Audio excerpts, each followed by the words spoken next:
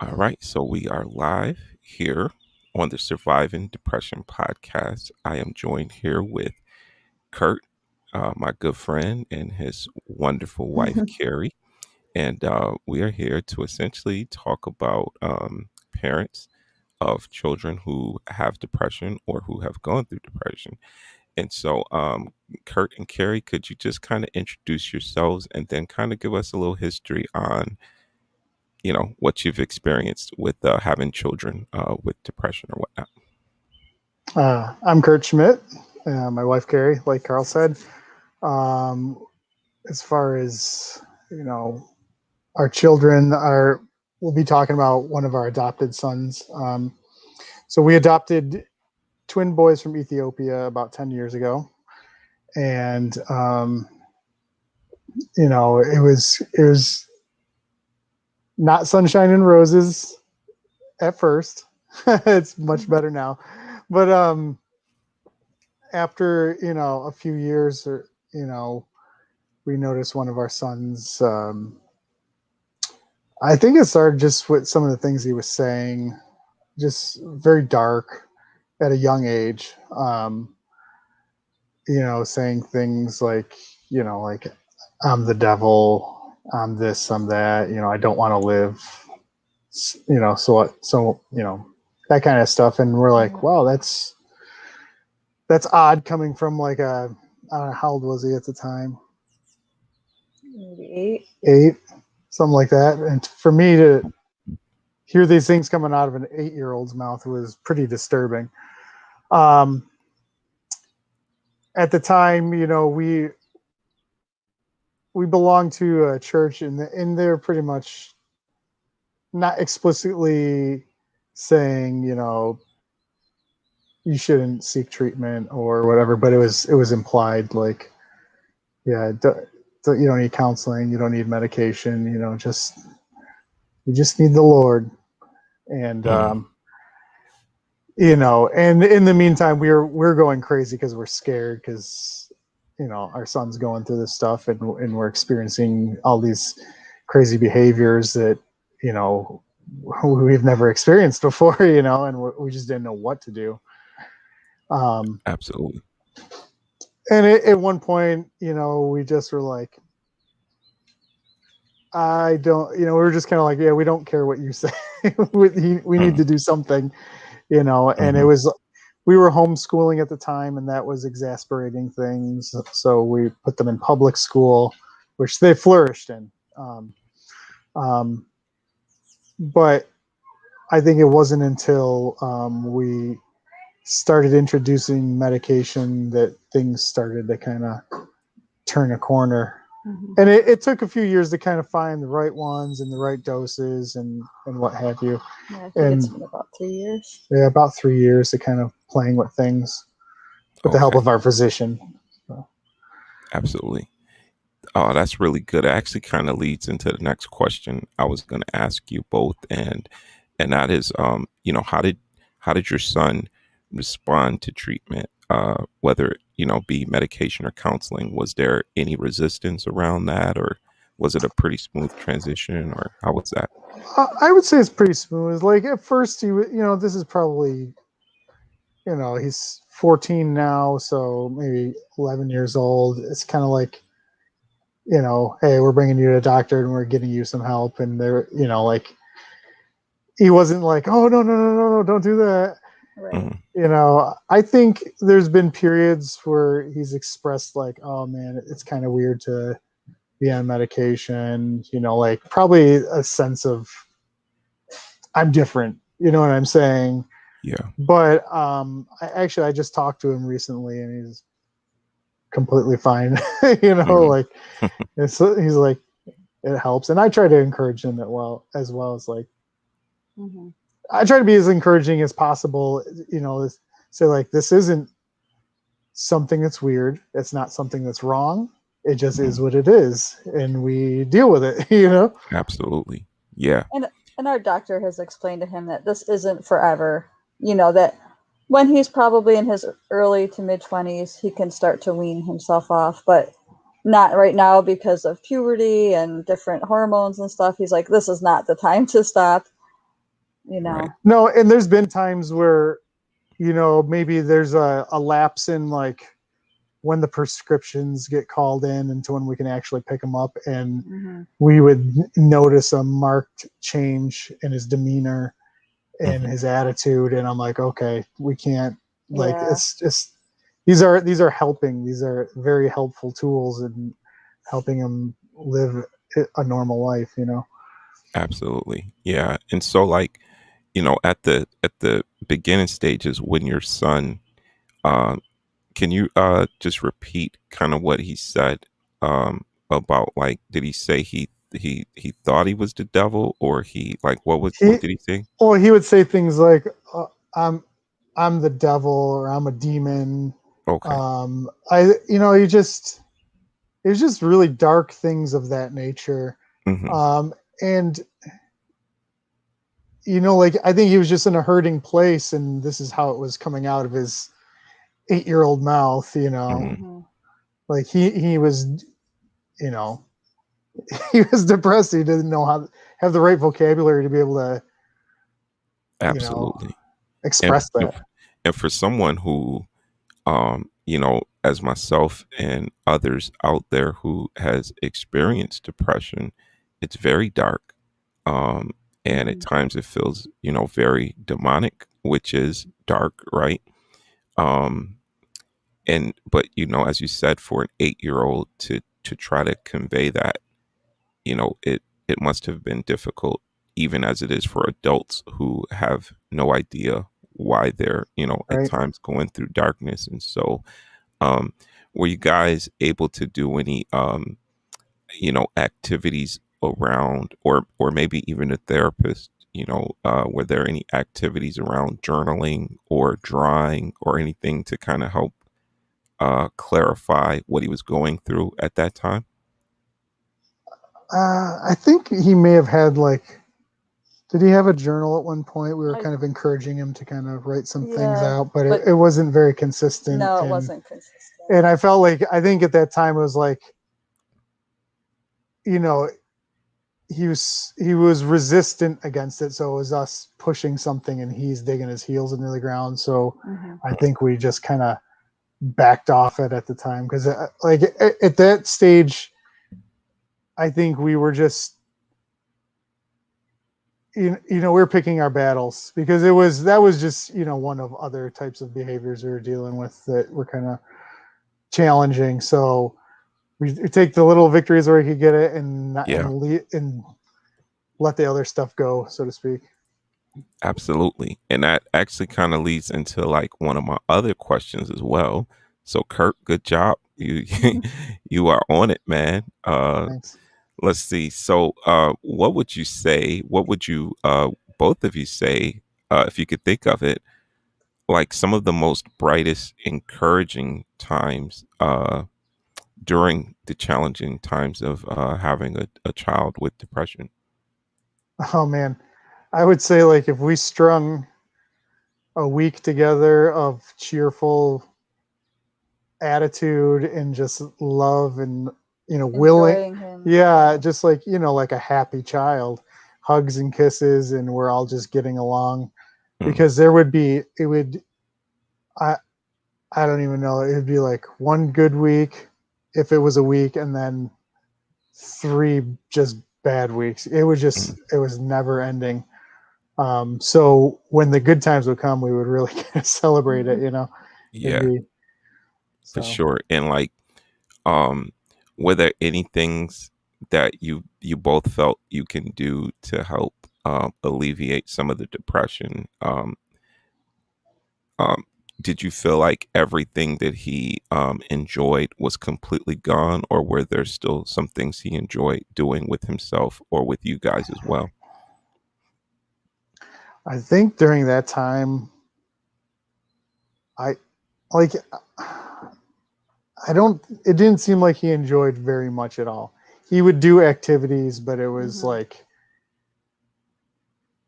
I don't want to put words in his mouth, but it seemed like he was almost doing them out of spite.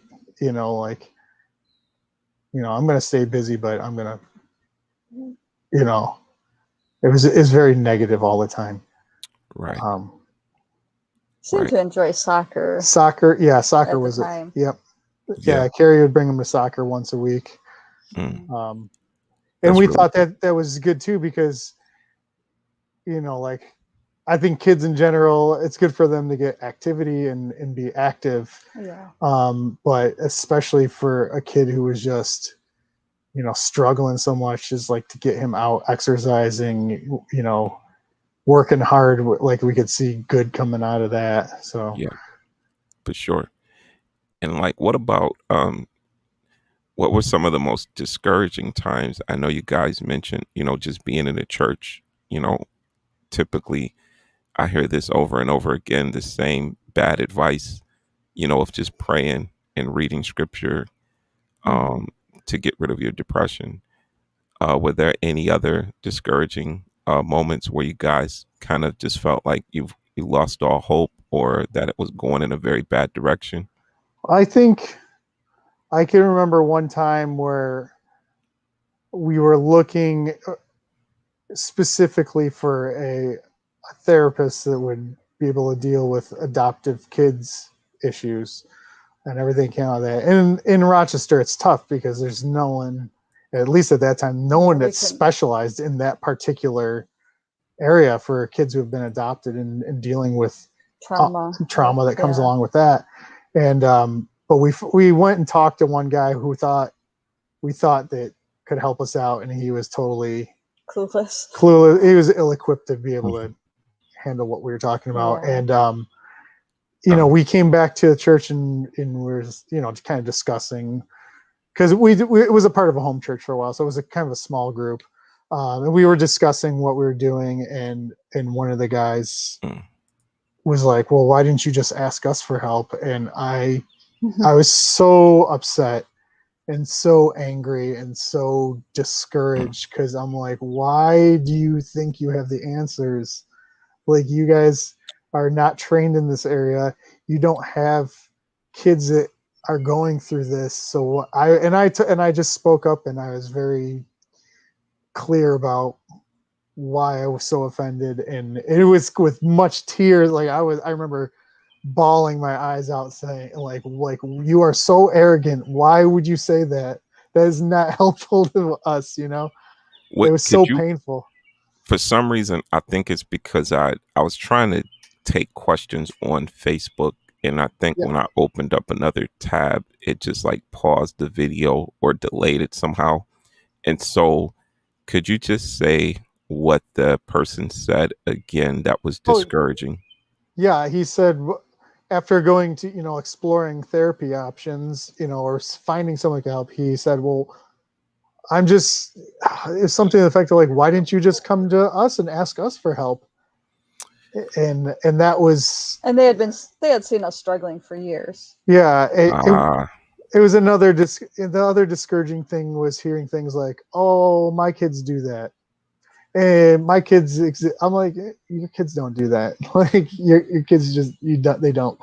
And I understand the sentiment behind it, like people wanting to relate and kind of, Mm-hmm. be a part of what's going on, but it was unhelpful. And the encouragement was just like, just keep praying, just have faith. And like I said, medication and therapy was never explicitly like, you should not do this. It was very implicit.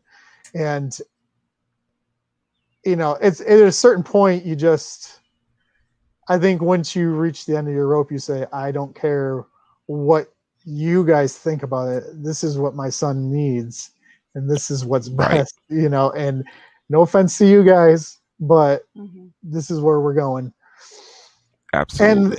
and the proof was in the pudding too, because we talked to our physician, who's a family physician. He's awesome. He's a Christian, and we worked out what meds that we put them. Actually, both of them. The one twin struggled with pretty bad anxiety, and the other one was depression. Mm. Um, but like, it just was like night and day. It was like, we're sitting here going, like, is that all it took? Like, it was so hard for so long, and I was Yeah. actually just talking to my son the other day, and I said, and I'm like, wow, like it is. It just struck me like it's so enjoyable Mm, to be around you and to see you happy, and like even if even if like he's a kid, so you get in trouble, you do something you shouldn't. Like even if we have to address something, it doesn't last. The negative emotion and everything that would used to come with that, it hmm It would last for weeks in the weeks, past. and Yeah. now it's Yeah, just like it's done in an Yeah. hour. You know. yeah. I'm trying to. So actually, one of the things I wanted to ask you guys is, I'm it's I'm trying to navigate, trying to see if there's questions being asked, Mm-hmm. and Mm-hmm. trying to, but one of the things I'm wondering, so, and you may have said this already, but so essentially you guys took your son to your family physician, and he was able to do an assessment and determine that your son had depression. Is that correct? Mm-hmm. And like before Correct. then, how did you guys feel as parents? And I'm mostly asking, especially for parents out there who may have a son or daughter who's dealing with depression. Like, was there a sense of helplessness that you guys both felt, or did you feel like completely confident about everything? When he was struggling through Yeah, this, yeah, oh, I think we felt pretty helpless. Yeah. We felt helpless. Like what is wrong? Like, Yeah. we You just feel like didn't. a bad parent. Yeah, you yeah, felt kind of low, and Yeah. like, you know, just like we didn't know what we were doing. It was so outside the realm of Mm-hmm. things the experiences we had with our three bio kids. Like we just never gone through this before, and you know, I think we were just like exhausted and Mm-hmm. feeling low and just looking for any like gleam of light to help us. absolutely. Yeah, and then did you where did you find support for for the both of you? You know, where did you feel like your help came from in this area besides, the healthcare professional? Carrie joined was it Mm-hmm. Hillside's adoption support group, which was super helpful to find, because there's a with children who come out of institutionalized care, like out of orphanages, or just any traumatic background, in people who have adopted, there's a very similar, I don't know, it's just it's weird how similarly the issues kind of line up from Yeah, family to family. Yeah. And to have a group of folks that was like experiencing not exactly the same, not everybody has the exact same things, but similar events, and to have those people come together and kind of You didn't encourage. feel crazy. Yeah, you right. didn't feel Yeah. Yeah. crazy. Yeah. Right. Well, maybe I'll make an announcement here. Like if anyone's watching and you have any questions, please post your question in the comment section, and I could ask Kurt and Carrie. Um, I have a few more questions for you guys. I don't want to keep you much longer. Um, so you know, are there some things you would tell parents out there, now, if they had a son or daughter going through depression, are there some things that you tell them now to encourage them if, they just found out today or last week or whatnot? Hey, my son is dealing with depression, my daughter's dealing with depression. What can we just need some encouragement. Is there anything you'd say to them? What did you say, hon? um. Gosh. I uh, would. Go ahead. I guess it's not a hopeless situation. There is hope for Mhm. your child. Um. There are resources, and if you're okay with it, there are medicines that can help. Mhm. And it doesn't have to be that they're on medicine forever, but enough to get them through life, for Sure. a short amount of time or however long they might need it. And I would say too, even if you are on medicine forever, like, yeah, big deal. Right. Like, Yeah. you know what I'm saying? Like, it's like, if that's what helps, like, True. you know, your brain is just an organ like any other organ, and Yeah. you know, we're complex beings made of chemicals and hormones and stuff. Yeah. And you know, like, if somebody's going through cancer, it's like a no-brainer. Like, Yeah. okay, go to the doctor, you find what treatment you